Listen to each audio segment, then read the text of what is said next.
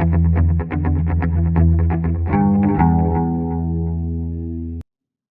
this video, I want to create a three-angled set of flanges and just have them the main flange at an angle.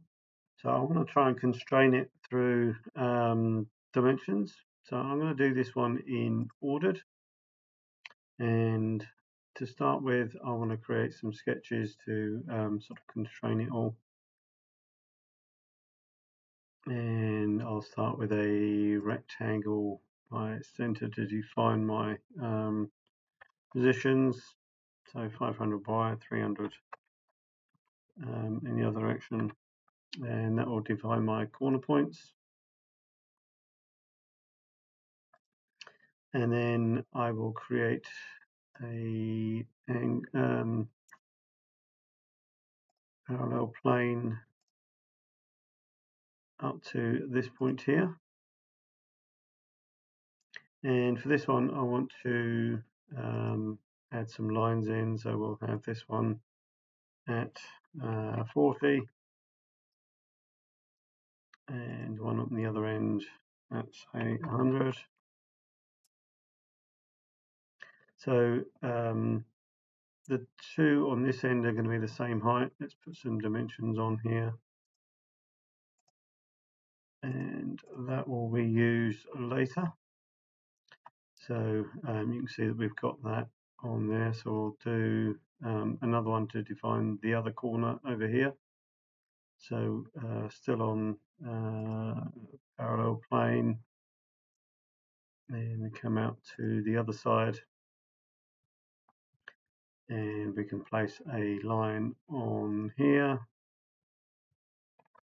40,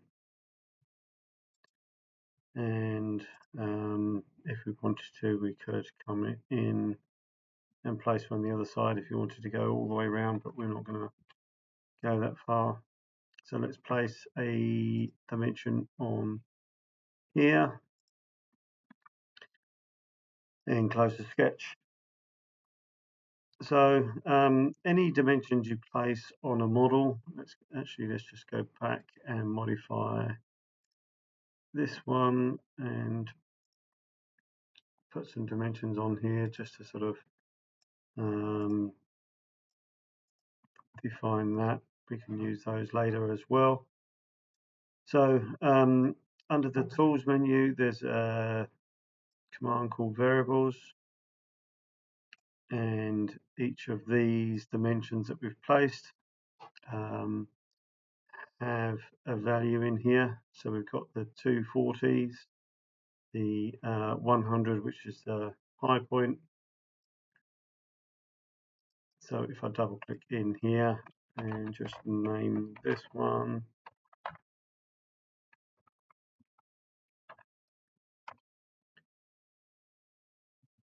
and then using the first value,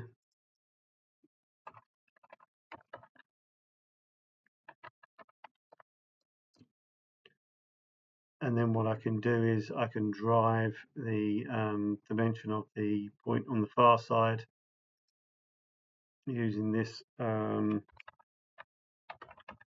variable name or dimension name, and you'll see that it becomes grayed out, so it's locked.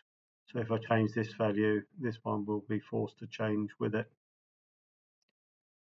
So from here, I need to create a point going from here down to here. So what we can do is we can either do it as a sketch. So we'll go sketch and we'll do a plane by 3 points. So we can go from this point to this point to one of these points over here, and that defines my plane. And then I will draw a line from top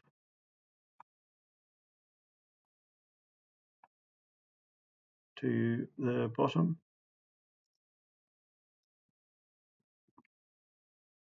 and if we close the sketch, you'll see that we have that angled. in there now.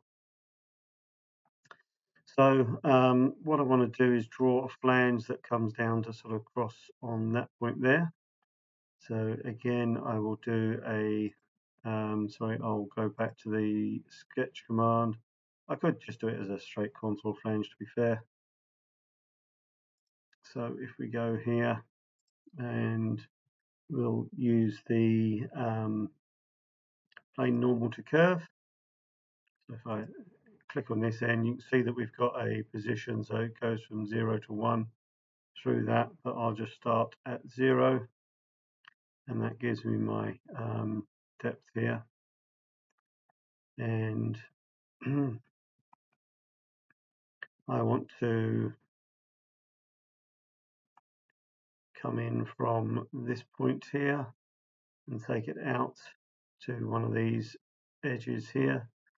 So go back, and we go from here out to this point, and potentially out to that point as well if you want to go all the way. But we'll just take it to one of the edges, 1 mil material thickness on the inside, and we can do that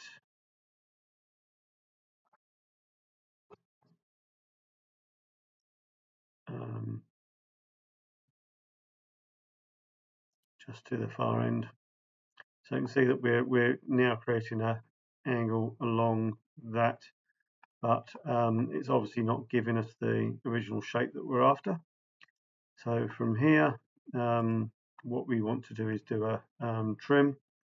So if we do a normal cutout, and we can select from sketch, I'm just going to do these singly because this is sort of touching the edge, it's going to complain. So we want to cut on the outside and down through there, and then right mouse click and we can start the next one. So that gives us our plane at an angle, and from here what we want to do is create the flange that comes down here. Now if I just create the flange off of here,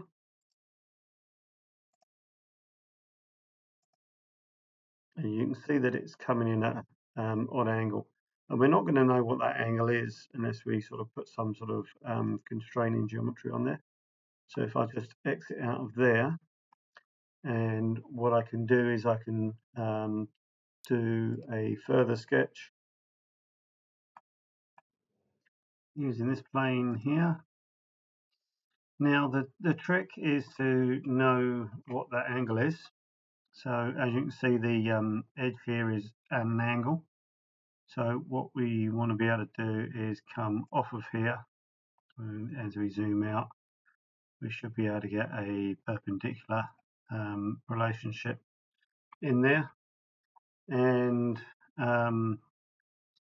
because this is not constrained, I'd rather just make sure that it doesn't flip on me or anything as dimensions are changed. So I'll just draw a line out here and then use the trim corner, and that just keeps it in that plane, so it's locked to stay this side of the line, otherwise it might flip, as I've seen it do before. So what we need to do is place a angular constraint on here, and just place that on there as so.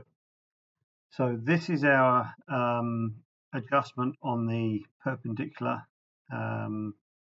aspect of the flange.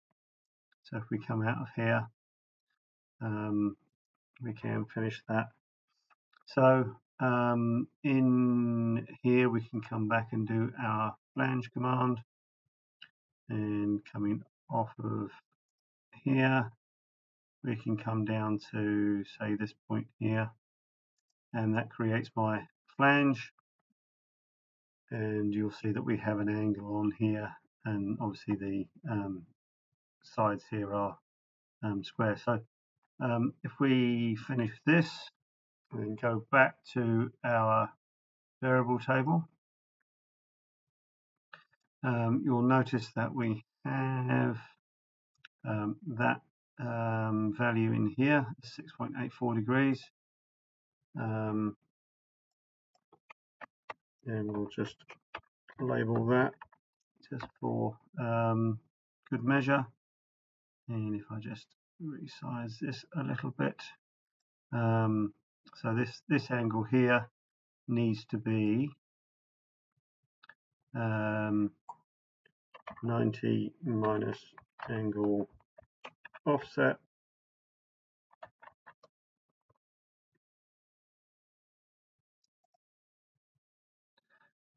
It should have been a plus.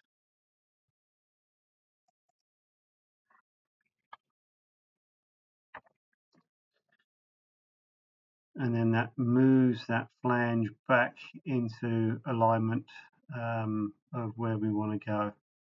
So that sort of then gives us the correct thing. So as we adjust the width of this or the height of this, that angle will adjust back so that it is always square. Then if we wanted to place a flange on the front edge, we can just do that with some modification, because obviously what we're doing is we're coming down at an angle, and again we're losing our tight edge on there, but obviously we need it to come inwards. So from here we can go back to our profile step and start making some modifications. We can do a projector sketch, change to a wireframe, so that gives me that angle of the initial one, so I can then use the trim corner and get this and the upper part of this to remove that part, and then I could do maybe a parallel relationship. Need to clean up this first, get rid of that dimension there. I need to get rid of that constraint. So then if I go parallel from this to this, and then I can do a connect this onto this line here, and that sort of constrains it into position, and it should then hold true. So then trim corner cleans that up, and I can do the same sort of thing in here. I can rotate this round to be parallel to this one. So again, I can get rid of that dimension. There's no horizontal constraint on here, so we just go parallel this to this, and that gives me my nice clean flange then. And you can see that we end up with something that is nicely constrained in on all of those points. So then as we go back to our variable table, if I change, say,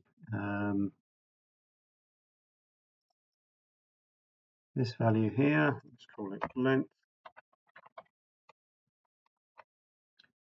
and change the value to 600, you'll notice that these two values here should adjust as well. And as you can see, it's all now updating to reflect those changes. So if we look at the side view, we are still square. This one's still square. We're still square at the bottom on this. So we've got a fully constrained model here that is updatable, and you can adjust it to suit